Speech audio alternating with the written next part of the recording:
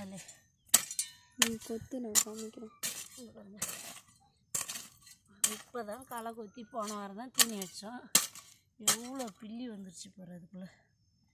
எத்தனை களை தான் 500 ரூபா ஆகும்னு சொல்லிட்டு கையாலே கொத்தி வச்சோம். உடனே பில்லி வந்துருச்சு இந்த புஞ்சில். நானும் எங்கள் மாமனாரே கையால் வைப்பேன் களையை.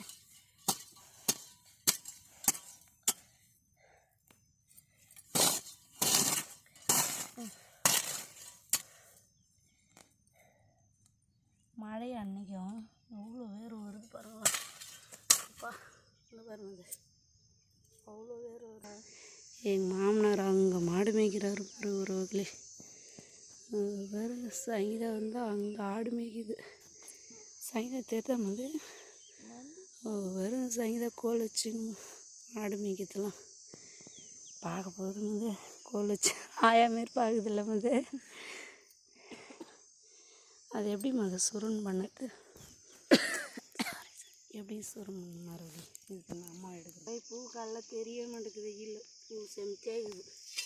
பறிச்சு உனக்கு அவ்வளோ தப்பு.